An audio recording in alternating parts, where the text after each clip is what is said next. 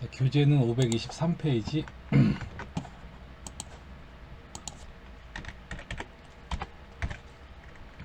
결합관계가 나머지 회계상 다른 걸 물어보네요. 첫 번째는 사무실의 청소비죠. 5만원을 현금으로 지급했다. 사무실 청소비는 뭐라고 할까요? 수수료 비용? 아무튼 비용 처리하겠죠? 그죠? 비용 5만원, 현금 5만원 이렇게 하겠죠. 비용 발생, 차별, 자산감소 대별. 축의금, 직원 축의금, 결혼식 축의금은 복리후생비죠. 계좌이체 했네요. 그죠? 뭐 현금 또는 보통예금 등. 보통예금, 비용 발생, 자산감소. 토지 5억 원을 현물 출자 받다.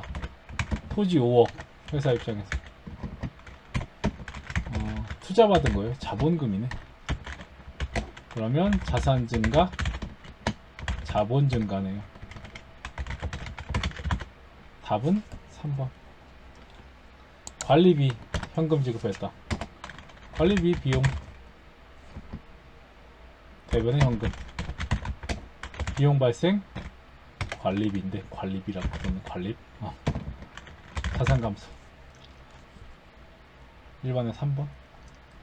2번 재무제표의 질적 특성. 아까 1차 질적 특성 목적 적합성과 신뢰성이 있었어요. 적합성과 신뢰성 두 개가 주요 질적 특성인데, 목적 적합성의 하위 속성이 세 가지가 있어요. 예측 가치, 피드백 가치, 적시성. 그리고 신뢰성의 하위 속성이 세 가지가 있어요.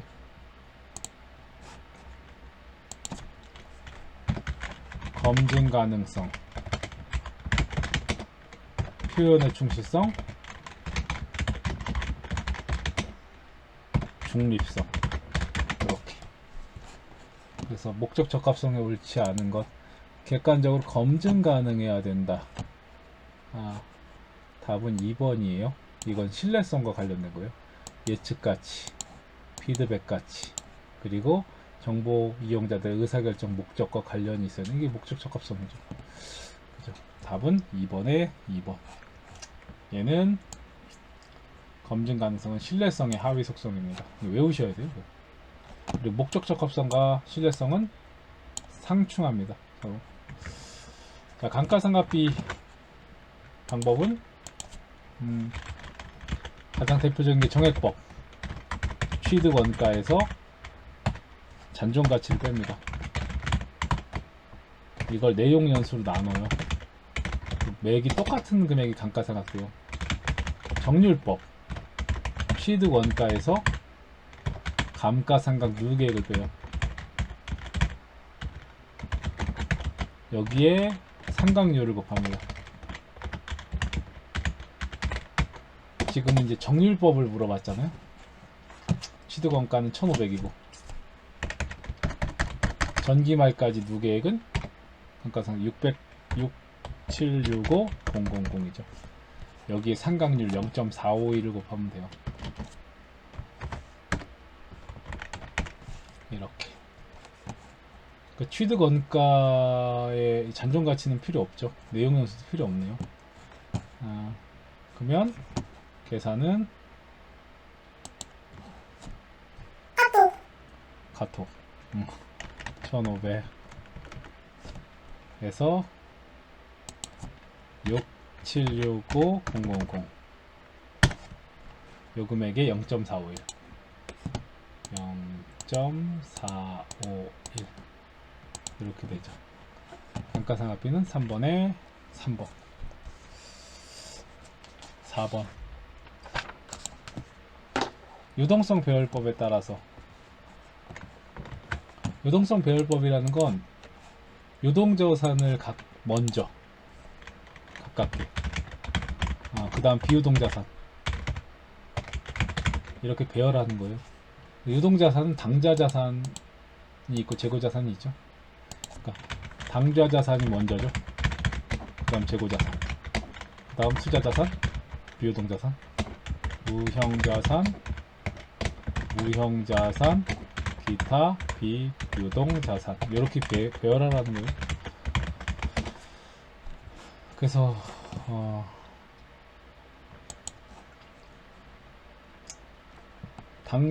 재고자산이에요. 상품.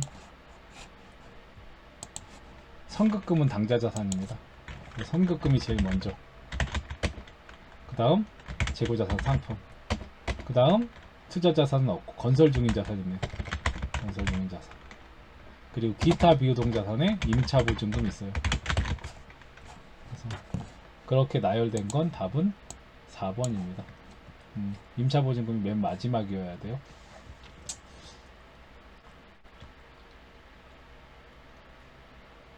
답은 4번에 4번. 5번. 이거 잘 모르겠으면 가서 재무상태표 같은 데 가서 보시면, 아니면 계정 과목 및 조교 등록에 가서 보세요. 없을 수도 있으니까 그게. 컨트롤 F 눌러서 임차 보증금, 기타 비유동자산은 있죠. 그죠? 건설 중인 자산,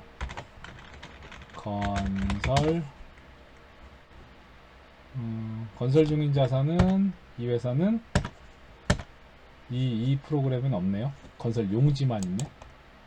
유형 자산에 보면 건설 중인 자산이 있을 수 있는데 여기는 없네요. 아무튼 그렇게 됩니다. 4번 유형 자산의 취득원가. 자산의 취득원가는 자산의 구입가 만약 취득 시점의 재비용, 설계와 관련해서 전문가에게 지급하는 수수료, 취득원가예요. 자동차세, 재산세는 세금과 공과입니다. 취득과 관련한 운송비, 정상적 작동 여부를 시험하는 과정에서 발생한 원가도 유형자산 취득원가. 요런 거에 뭐가 있었냐면, 전에 기계장치를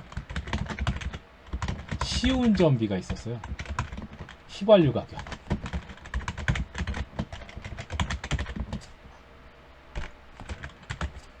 기계장치 시운전비. 뭐라고 처리할 거지? 휘발유 산 거. 정상적으로 유형자산을 작동하는지 여부의 시험 과정이기 때문에 기계장치로 처리했어야 돼요. 그런 문제가 있었어요, 예전에. 5번에 2번 무형자산. 식별 가능하고 기업이 통제하고 미래 경제적 효익. 이게 무형자산 요건이었죠. 무형자산 생각할 때는 무계획 계정 과목 쓸 수도 있고요, 직접 생각할 수도 있었죠. 이번에 2번이에요. 무형자산도 정액법, 정률법, 연수합계법 등등 써야 되지만 그렇지 못할 경우에 신뢰성 있게 결정할 수 없으면 정액법으로 생각합니다. 무형자산 잔존가치는 없는 것으로 가정합니다. 이번에 2번. 7번 상장 주식을 취득했죠. 56만원의 거래 수수료. 얘가 어떤 계정 과목인가 볼까요? 단기 매차액 목적이죠. 그럼 얘는 단기 매매증권이고 얘는 수수료 비용이죠. 그죠? 그 대변에는 보통 예금이자. 그럼 대변의 보통 예금, 차변 단기 매매증권 수수료 비용, 대변의 보통 예금. 답은 만기 보유증권. 8번 자본 항목 성격이 다른 거. 자본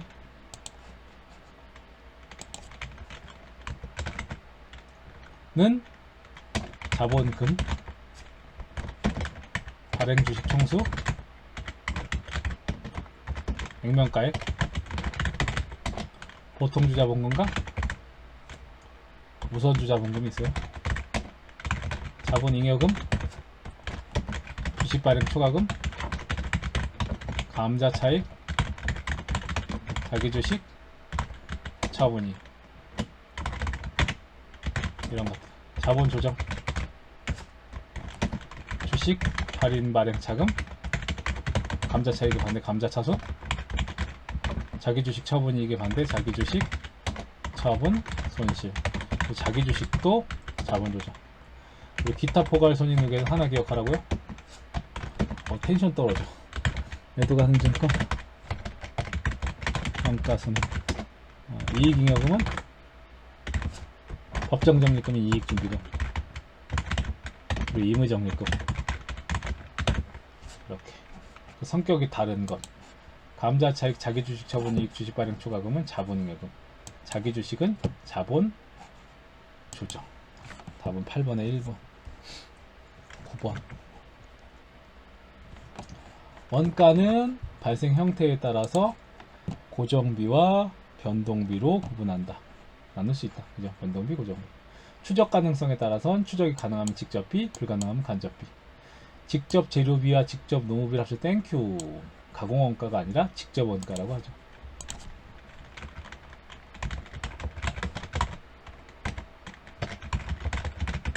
이 두 개 합쳐서 기본원가, 기초원가, 직접원가. 직접 노무비와 제조간접비 합쳐서 가공원가, 전환원가. 조업도 변동에 따라서 총원가가 일정하게 발생하는 원가. 조업도가 X축이고요.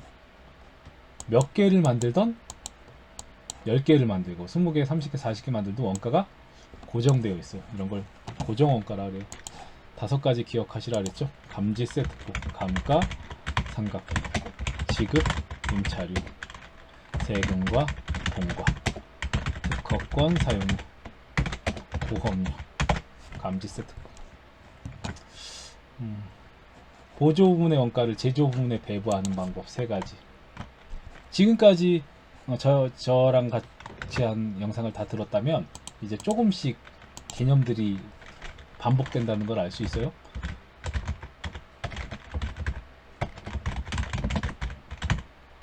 제조 부문에 배부하는 방법. 직접 배우법.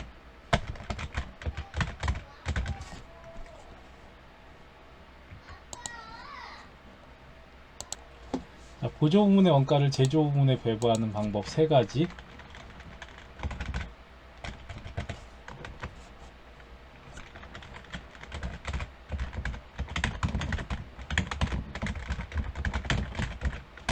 직접 배부법. 보조 부문 상호 간의 요인수 관계를 무시하는 방법. 상호 배부법. 완벽하게 고려하는 방법. 단계 배부법. 일부만 고려하는 방법.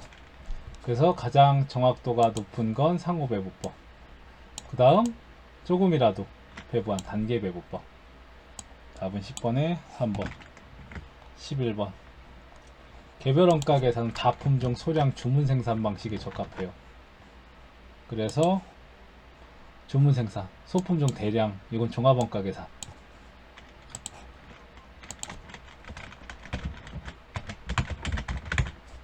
개별 원가 계산, 개별 작업별로 구분. 개별 원가 계산은 제조간접비 제품별 직접 추적이 불가능합니다. 개별 원가 계산은 제품별로 직접 추적이 가능한 직접 재료비, 직접 노무비 이외에 추적이 불가능한 걸 제조 간접비라고 구분을 해요. 12번 공손. 전에도 나온 공손. 비정상 공손은 영업의 비용으로 처리한다.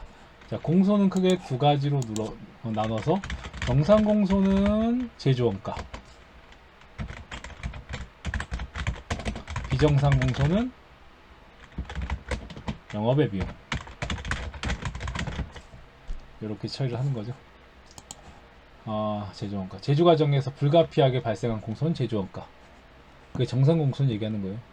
공손품이라도 추가적으로 작업 수행하면 정상품이 될 수 있어요. 자, 불량품인데 기업에서 이거 폐기 안 한다고요? 추가적 작업을 통해서 다른 제품으로 만들거나 정상품으로 만들 수 있어요. 제조 활동을 효율적으로 수행하였다면 방지할 수 있는 공손을 비정상 공손이라고 한다.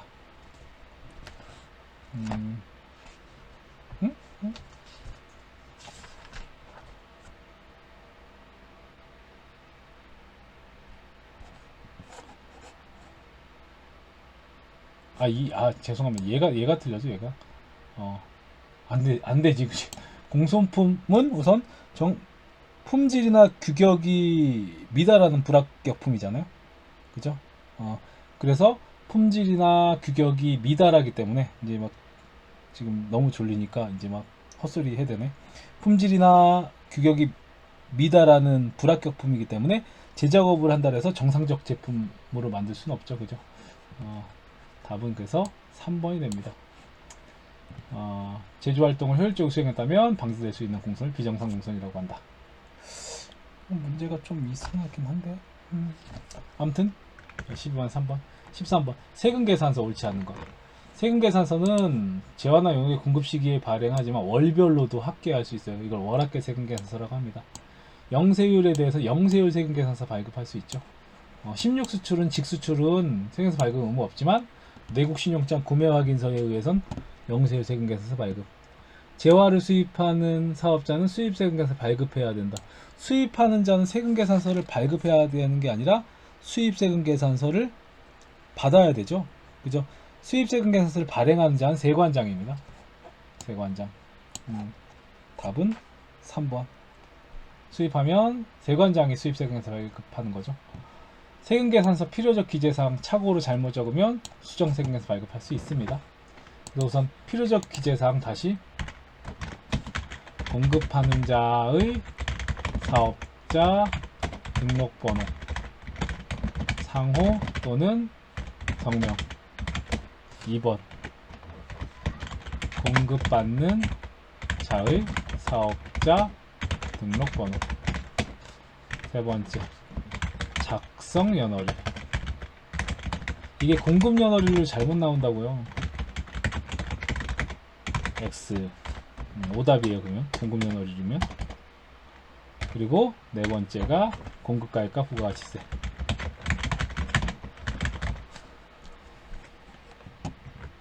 14번 부가가치세법상 과세표준. 매출 할인, 매출 할인 및 애누리는 매출액에서 빼는 거고 과세표준에서도 포함 안 되겠죠. 공급받는 자에게 도달 전에 파손됐어요. 그러면 공급한 게 아니죠. 그죠? 그리고 계약에 의해 확정된 대가의 연체이자는 물건값이 아니라 했어요. 물건값 100만원인데 연체이자가 10만원이 들어가요. 그럼 과세표준은 110이 아니라고요. 연체이자는 재화나 용역 공급 대가가 아니기 때문에. 근데 이건 달라요. 장기할 판매로 받는 이자 상당해. 2년 할부예요. 2년 할부. 6개월에 100만원씩 6개월에 100만원씩 받기로 했어요. 그래서 2년 동안 6개월에 100만원씩. 물건값이 200만원짜리인데 이렇게 6개월에 100만원씩 받기로 했어요. 그럼 그냥 물건을 팔면 과세표준은 400이거든요. 근데 할부잖아요. 할부라서 이자가 5만원씩 더 붙어요. 할부 이자가 이렇게. 그러면 저 5만원은 저 할부 이자는 물건값에 포함이라고요. 그래서 할부 판매에 지급받는 이자 상당액도 과세표준이다. 답은 14번에 3번. 매입세 공제에 해당하는 것.